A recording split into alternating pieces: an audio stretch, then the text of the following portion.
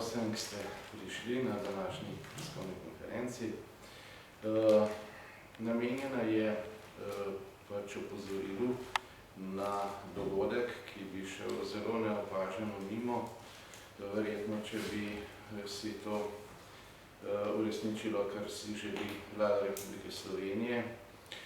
Namreč zgodila se je napaka, ki je ranga zelo blizu podpisa Marakeške deklaracije in ki v marsičem odpira vprašanje našega mednarodnega položaja in seveda predstavlja zelo tvegano potezo, ki je škodljiva z več vidikov.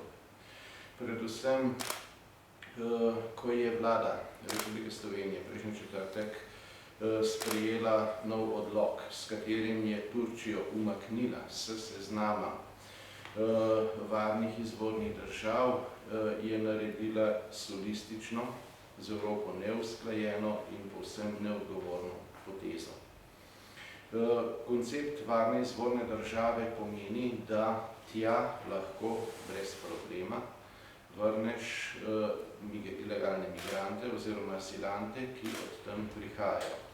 Če narediš to, kar je naredila slovenska vlada, pomeni, da moraš za vsakega, ne glede na to, tudi če je očitno, da je njegova prošnja neutemeljena, izvesti celoten postopek, kar seveda strahovito veliko stane in kar je še bolj problematično, vpliva na celotno šengensko območje. Kajti, ko enkrat neka država postopek uvede, potem ima tisti, ki je tam v postopku, seveda vse pravice, ki iz tega izhajajo, in to velja za celoten Schengen. Zakaj je ta pač dogovor oziroma zakaj je ta položaj Turčije tako pomemben? Leta 2016 v osvežitev spomina je za zaustavitev tistega najbolj masovnega migrantskega toka sklenila Evropska unija s Turčijo dogovor, katerega temelj je bil prav izhodišče, da je Turčija varna izvorna država za ilegalne migrante, kar pomeni, da se tja lahko ilegalne migrante vrača. S tem, ko je Slovenija umaknila pač Turčijo s seznama varnih izvornih držav, je dejansko enostransko Slovenija začela rušiti dogovor med Evropsko unijo in Turčijo in to bo zanesljivo imelo velike in dolgoročne posledice za položaj Slovenije v Evropski uniji, saj pomeni odstop od neke usklajene evropske politike na izjemno občutljivem področju, ko gre za ilegalne migracije. Najbrž ta dogovor ni idealen, ampak ta dogovor je učinkoval. In to, da je Slovenija odstopila od tega, je seveda zelo velik problem. Kajti, kaj to v praksi pomeni? Ne gre samo za nespoštovanje dogovorjene politike znotraj Evropske unije, ampak Slovenija je tudi del šengenskega območja.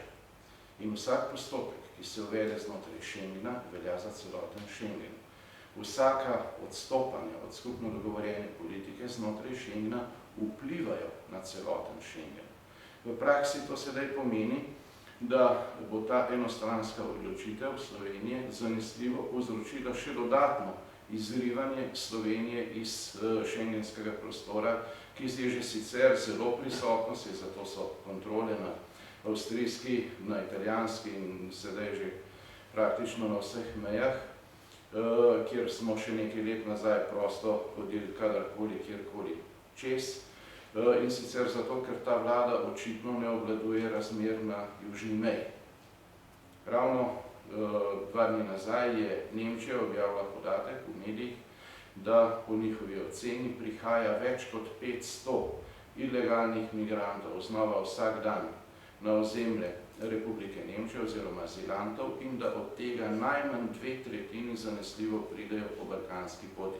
To je več kot 350 ljudi dnevno, ki pride po balkanski poti. Toliko o obvladovanju razmer na naši južni meji, o čemer pravljice s strani Vlade Republike Slovenije poslušamo praktično vsakodnevno. Tisto, kar je za Slovenijo pač najbolj problematično, je to, da s tem daje Slovenija ne samo svojim sosedom signal, da je nezanesljiv partner, da je partner, ki ne drži dane besede, ki enostransko odstopa od dogovorov, ki zadevajo vse, varnost vseh in vsakogar, in mimogrede ravna vedno drugače, kot v besedah obljublja. Spomnil bi, kako je to drugi napačen signal ilegalnim migrantom, ki ga je dala Republika Slovenija. Prvi je bil podpis Marakeša, kjer smo poslušali, da če bo Slovenija od tega odstopila, bo ravnala drugače kot vse njene severne sosede in bo ostala osamljeni otoček. To je dobesedni citat. Kako je bilo v resnici? Pod Šarčevo vlado je Slovenija tekla v Marakeš, podpisala Marakeško pogodbo, pa nobena od severnih sosed Republike Slovenije, ne Italija, ne Avstrija, ne Madžarska, k temu ni pristopila in tega ni podpisala. In zdaj dejansko je Slovenija postala osamljeni otoček, obljubljena dežela v očeh ilegalnih migrantov, ki je pač podpisala Marakeš. Zdaj se zgodovina ponavlja, ker se očitno iz nje ta vlada ničesar ne nauči. Vse države članice Evropske unije so leta 2016 uvrstile s sprejetjem tistega dogovora Turčijo na seznam varnih držav. Slovenija je zdaj edina na tem območju, ki je od tega odstopila s sklepom vlade, ki je Turčijo umaknila s seznama varnih izvornih držav. Kar v praksi pomeni, da se bo zagotovo večje število migrantov odločilo za pot proti Sloveniji, ker bodo to vzeli kot signal, da tukaj lažje uveljavijo svoje interese. Ker se v državo, ki ni na seznamu varnih, ne morejo pač ilegalni migranti, tudi ko gre za očitno zlorabo azilnega sistema, kar tako vrniti, ampak je potrebno izpeljati dolgotrajne postopke, bo to zelo veliko stalo bo slovenske davkoplačevalce. Verjemite, da ker gre za enostransko potezo vlade, pri tem nihče ne bo pomagal, ravno nasprotno. Vsi ostali bodo svojo politiko do Slovenije še zaostrili. In kar je najbolj tragično pri celi zgodbi, treba je vedeti, da že leta 2016 so bile take zahteve s strani levičarjev, se pravi predvsem strani nekaterih na LGBTQ ideologiji utemeljenih nevladnih organizacij na čelu s PIC in pa Mirovnim inštitutom, da se tega sporazuma ne sme sprejeti in da se Turčija ne sme uvrstiti na seznam varnih izvornih držav. No, takrat je vlada pod vodstvom Mira Cerarja na to zelo argumentirano odgovorila. Citiram: če prosilec izkaže tehtne razloge, na podlagi katerih je mogoče ugotoviti, da ta država v upoštevanju njegovih posebnih okoliščin v smislu izpolnjevanja pogojev za mednarodno zaščito zanj ni varna izvorna država, se pri vsebinski obravnavi njegove prošnje ne uporabi koncepta varne izvorne države. V vsakem primeru se namreč vsako prošnjo, vsako vlogo obravnava individualno in spet citiram vlado dr. Mira Cerarja: prošnje za mednarodno zaščito se v vsakem primeru obravnavajo individualno, pri tem pa se upoštevajo in presojajo vse osebne okoliščine vsakega konkretnega prosilca. Zaradi varovanja človekovih pravic, osebne integritete je torej ta poteza popolnoma nepotrebna. Bo pa imela številne slabe učinke za Slovenijo.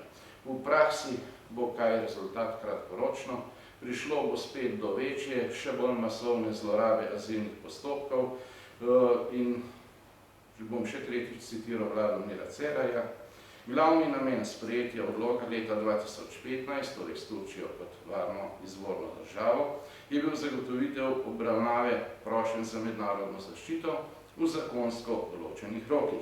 Z označitvijo držav za varne izvorne države se namreč sistem mednarodne zaščite, citiram, razbremeni tistih oseb, ki zaščite dejansko ne potrebujejo in jo torej samo zlorabljajo.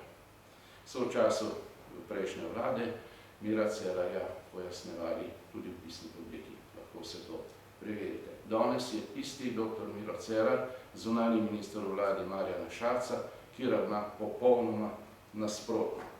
Vlada Marjana Šarca torej namesto, da bi ukinila financiranje in kazensko preganjala odgovorne tistih nevladnih organizacij, ki očitno sodelujejo pri švercu migrantov na ozemlje Republike Slovenije oziroma pri tem pomagajo, s tem podaljšujejo postopke, pomagajo pri zlorabi azilne pravice oziroma sistema azila, je sedaj očitno pokleknila pod njihovimi pritiski, kar samo dodatno dokazuje, da ta vlada dobesedno ne obvladuje ničesar, ne stanja na južni meji, ne stanja znotraj Slovenije in da ni sposobna zagotoviti dejanskega delovanja pravne države, v kateri je kriminal, pa tudi če se skriva za še tako visoko donečimi besedami o humanitarni dejavnosti in pomoči in človekoljubju in vsem ostalem.